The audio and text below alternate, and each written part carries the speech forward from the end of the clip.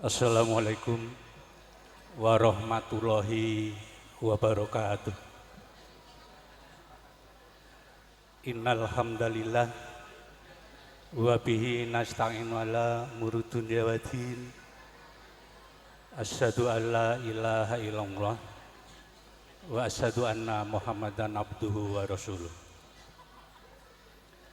Allahumma sholli ala sayyidina Muhammadin wa ala alihi wa ashabihi ajmain, amma ba'du.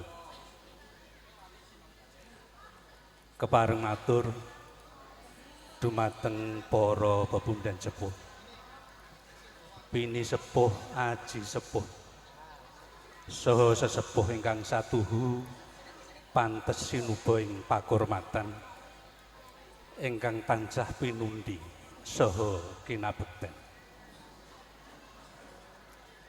Sagung para tamu kakung Sumawana Putri ingkang dahat winantu ing Suka Basuki ingkang saestu kula hormati. Anak-anak kula kadang muda tumaruna ingkang pantes sinudarsana ingkang tansah bagya mulya ingkang saestu kula tresnani. Boten kantun dumateng keluarga Besan Sutresna. Nun inggih keluarga ageng saking Raka Mas Suparmo sekalian garwa Ibu Lasinem sak rombongan ingkang saestu kawula hormati. Dumateng kru campursari saking Gambira Gunung Gajah Larasati ingkang saestu sampun ngregengaken swasana wonten ing pahargyan prasaja siang menika saestu ingkang kula hormati. Mboten kantun dumateng para tamu kakung miwah putri, para lenggah sedaya ingkang sanget kula hormati. Kanthi linambaran pepayunging Rahayu Basuki saking Gusti ingkang murbeng dumadi, sinartan puji syukur wonten ngarsanipun Gusti kang Maha Wilasa, saestu nuwun kawilujengan, karahayon saha katentreman mugia tansah kajiwa lan kasalira dumateng panjenengan sedaya. Mawantu-wantu mugi saged hangluberana dumateng kawula. Nunggih keluarga ageng saking Raka Mas Subarno sekalian garwa Mbak Sumarmi sinangkuyung gotrah keluarga ingkang wonten ing rikalenggan siang menika hamengku karya. Mugi purwa madya lan usana tansah manggih rahayu wilujeng nirbaya nirwikara boten manggih alangan setunggal menapa. Amin ya rabbal alamin. Para wini sepuh, sesepuh, para tamu kakung Sumawana Putri ingkang dahat winantu ing Suka Basuki ingkang saestu kawula hormati. Nyuwun ageng ing samudra pangaksama dene kawula paripeksa nigas wacana sumela atur sawetawis mrabdapa saking keparingipun Raka Mas Subarno sekalian Ibu Sumarmi sinangkuyung gotrah keluarga kula ingkang tinuding saha kapiji badhe hangembani wuwus matur wonten ngarsanipun jengandika sami ngaturaken wosing gati wonten ing pahargyan siang menika. Para wini sepuh sesepuh ingkang saestu kula hormati, saderengipun kawula matur. Sumangga nuwun kawula dherekaken tansah ngaturaken puja puji astuti syukur wonten ngarsanipun Gusti ingkang Maha Peparing. Ingkang saestu sampun babar rahayu wilujeng, babar hidayah, inayah saha barokahipun dumateng kula panjenengan sami.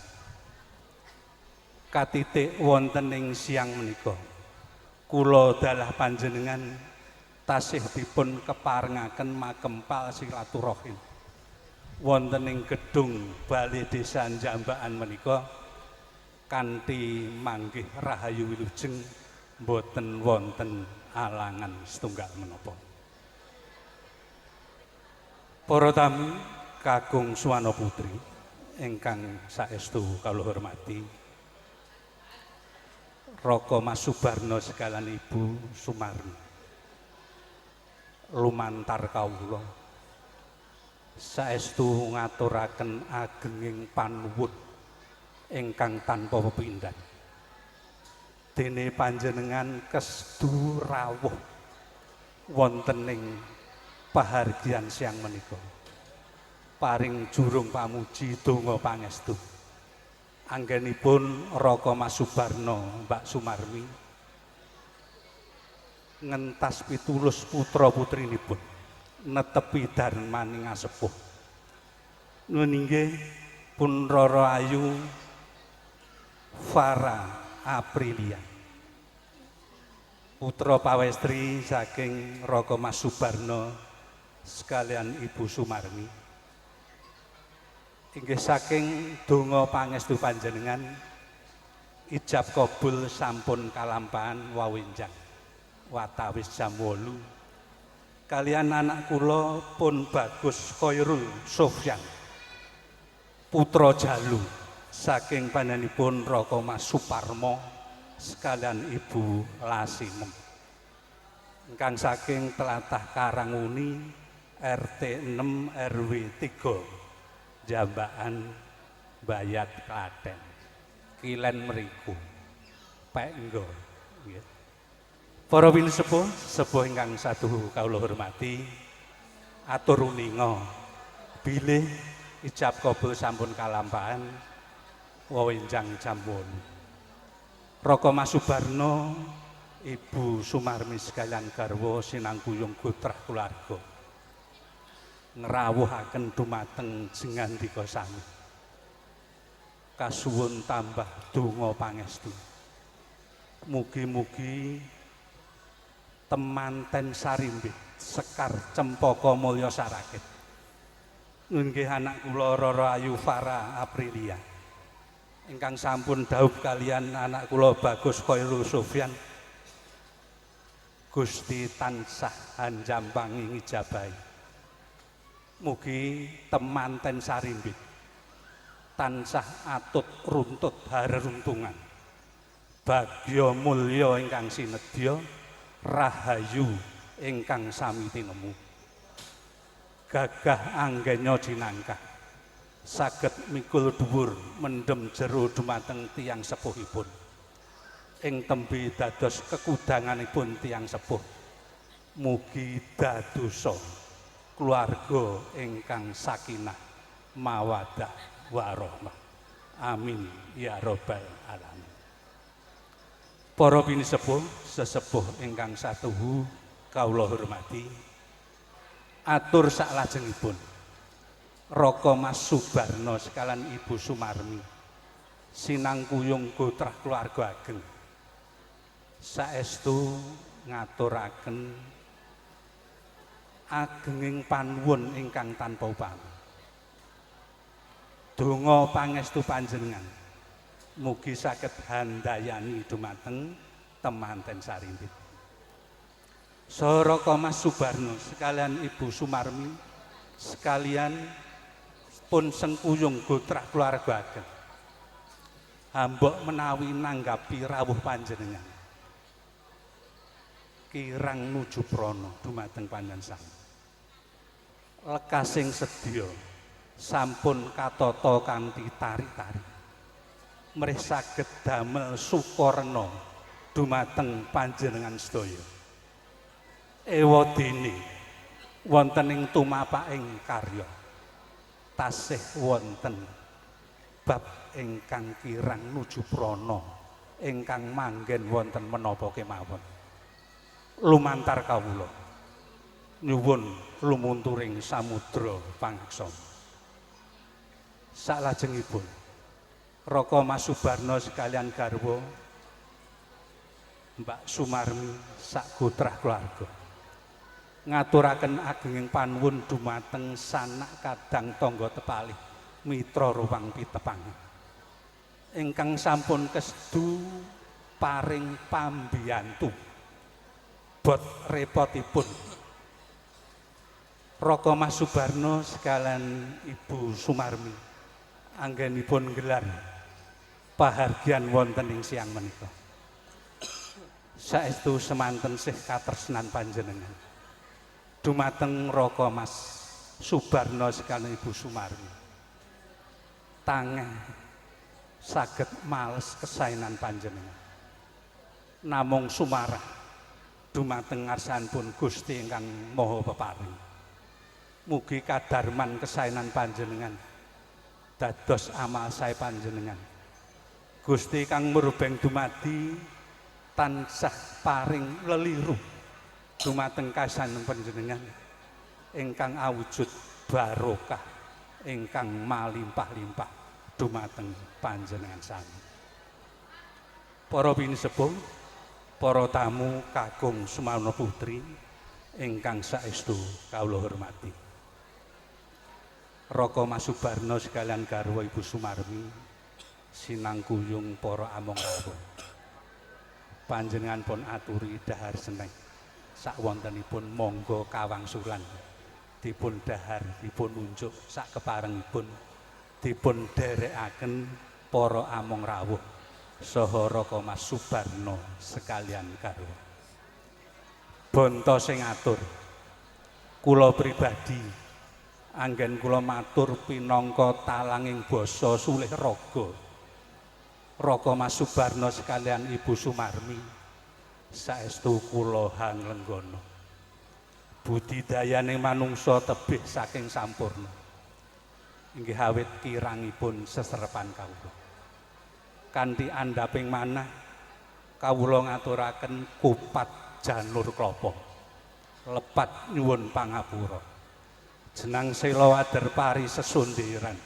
apuranto lepat kawula tansah nyuwun ageng samudra waksa akhirul kalam billahi taufik wal hidayah usikum wa nafsi bitaqwallah assalamualaikum warahmatullahi wabarakatuh nuwun matur nuwun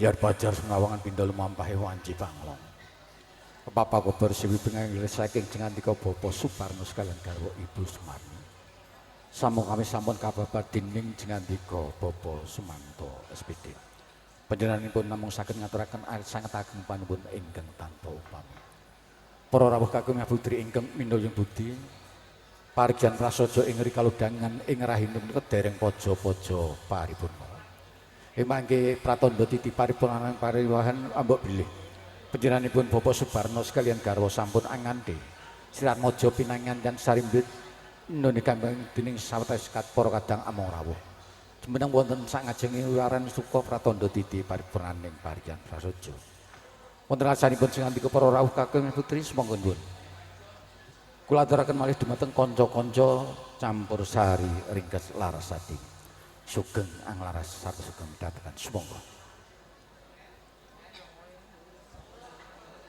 lumadi wekdal mirunggan malih Bapak Ibu kunjuk dumateng para-para ingkang dereng kapundhut gambaripun nyawiji putra temanten saged kalajengaken malih mobil purna keluarga saking RT 7 saged kasampet keluarga ageng saking RT 6 Bapak Ibu among rawuh kasumayaken teman-teman dari mempelai berdua yang berkenan hadir di kesempatan siang hari ini tentunya juga dimohon berkenan berfoto bersama mempelai berdua. Sowanipun Larasati jeung Ayu Yuntul dipun tampi. Monggo Mbak Yuntul tidak mriki kula entosi para tamu pun Mbak Yuntul dipun suwun nyanyi Mbak Yuntul.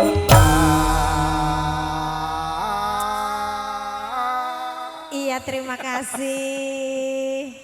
Dedek diceluk Mbak Yuntul. Aduh, terima kasih Kakak Ferry. Lah ya kowe iki nek penyanyi telu tuwa dhewe apa ora mbak kualat aku. Iya, gede dhewe tur neh, ora apa-apa, penting sehat. Kene maju ana kene ke. Sehat, nggih, Rene, Mas Rene. Iki saka Mbah Gung. Nggih. Mas Martono ngersake sinom gerandel. Nggih. Engko ditibake apa-apa manut. Oh, ngaten. Sajake Mbah Gung dhewe sing arep bawa. Kang pundi sak menika? Mbuh mau nyanti mau. Pundi, Mbah? Gelajak kok Pundi? ngageman Pundi? kejawen mau.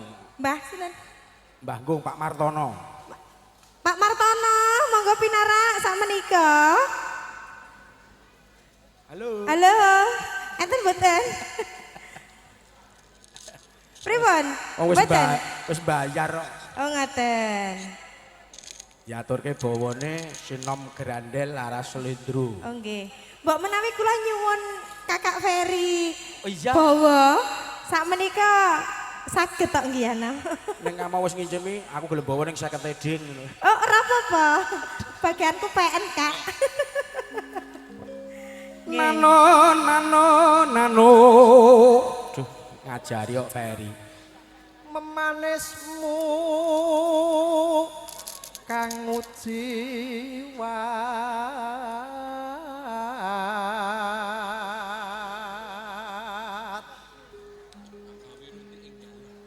agawe runti ing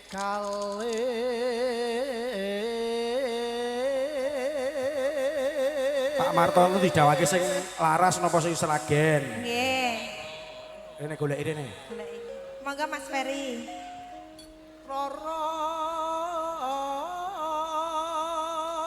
apa kang sinatya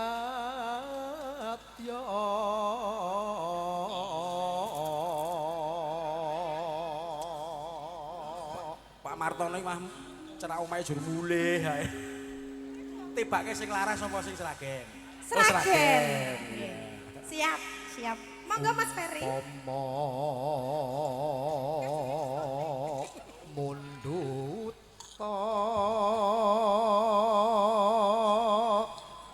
rokmi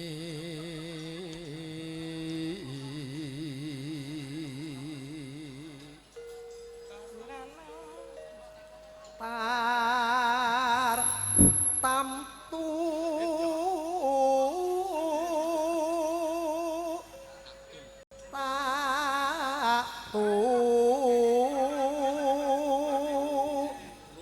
ruti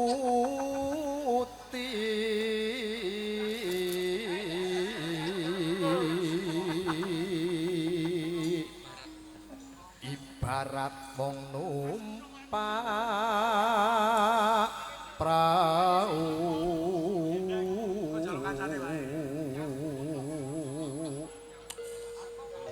lumampah tanpa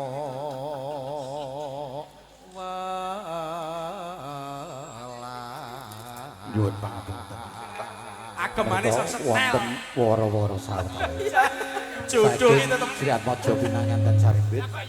Nyuwun dhateng keluarga saking Kulon Progo Kagruk kasuwun anjajari Sri Atmaja Pinanganten Sarimbit saperlu putus serengan. Nyuwun pangapunten. Monggo Mas pun lajengaken. ing madyaning jala niti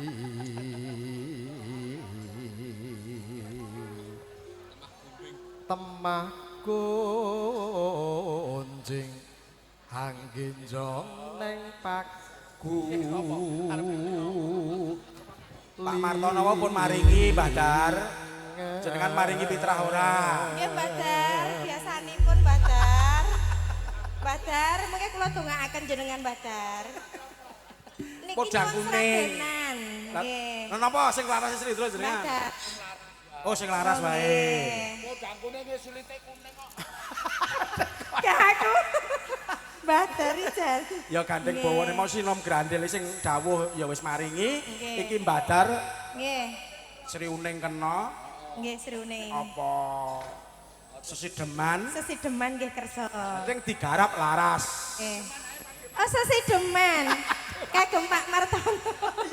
Digarap alus sing dawuhe cok kaya Nggih. ngapa? Kapur makan saka Badar. mburi.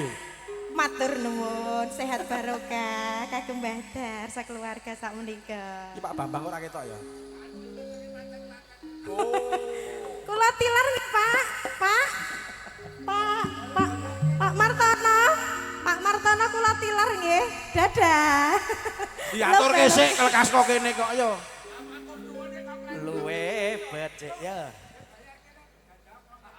Luwe becik mantenana. Ya.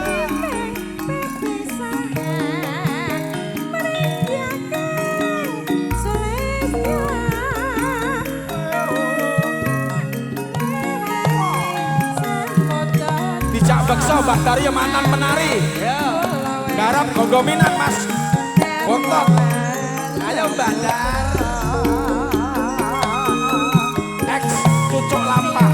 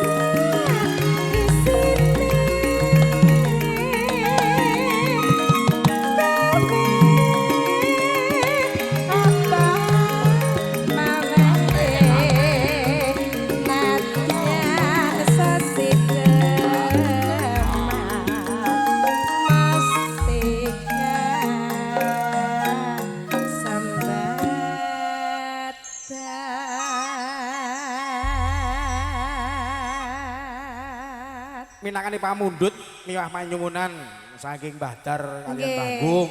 Kripik gedang, kripik telo sinedang wantone rata. Mbah Gung ngersake bawa sinom grandel, Mbah Dar sing ngersake langgam sesideman. Sinarakan karantu mimah ngarantos ngenipun para kadang pramuladi, ngenipun suku-suku tumalipun jengatipun para tamu tumpuli samangke panglipur lumantar Larasati jeng ayu lindak sowan malih. Ojo ninggal Aku trimo bonceng wit budal janjine bebarengan bareng-bareng ambe abang terus kekiwan roliyane ojo ngece ojo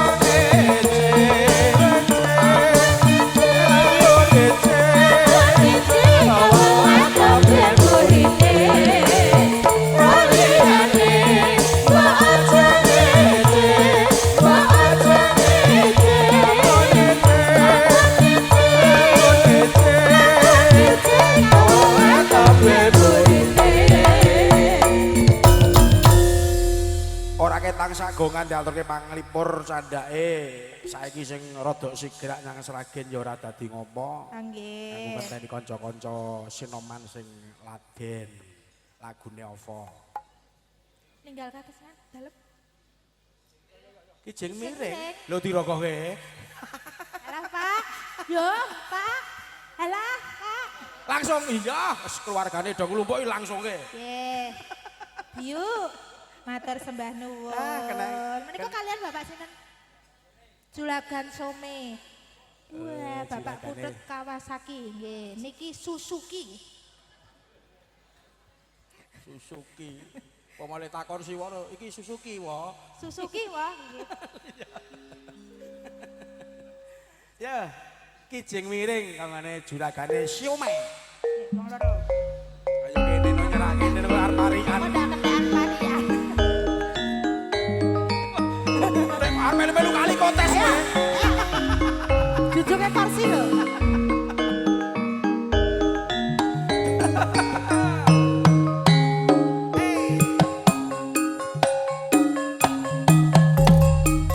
Ayo Mas, kijing miring.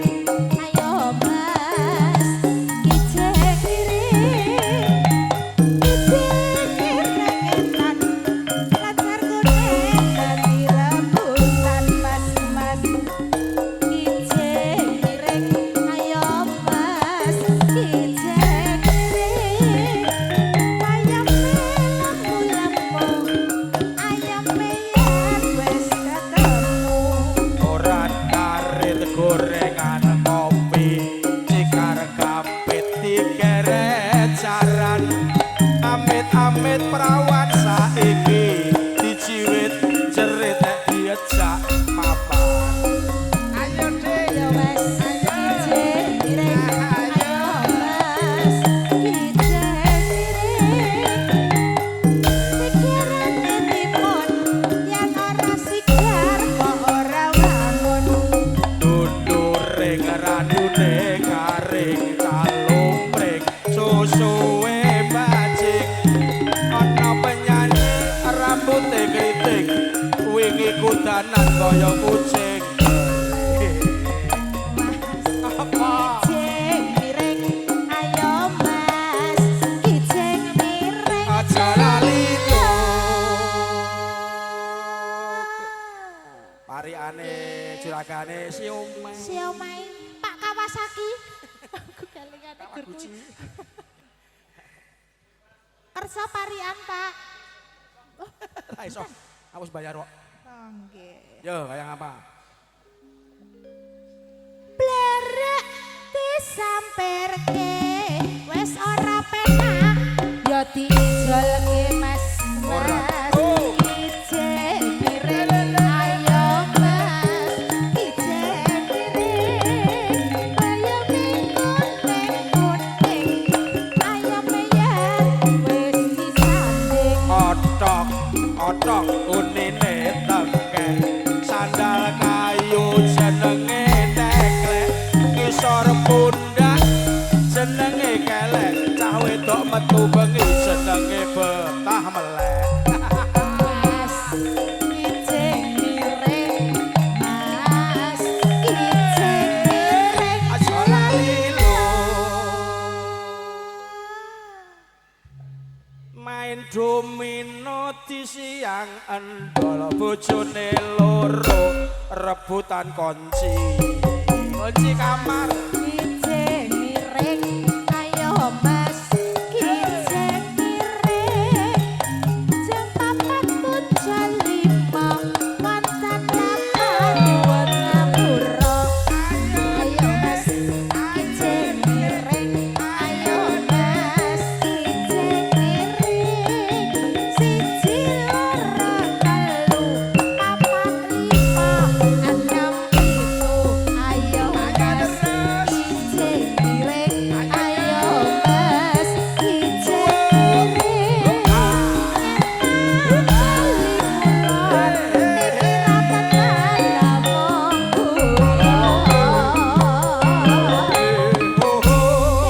Kijing miring sampun Pak sah Kawasaki. kijing miring wangsul kadang pambiwara sumangga Sampun. Kunjung tengasanipun pinjenenganipun Ibu Juru Sembogo. Mugi keparengangan di Sri Atmaja pinangan dan serimbit mijil samadyan ing sasana Putraja. Tumunten ing ngaturan wonten sangajening wiwaraning suka ingkang kepareng nderekaken konturipun sagunging para rawuh kakung Ritri. Dene lumaksanan Sri Atmaja pinangan dan serimbit tansah galeyongan tindake.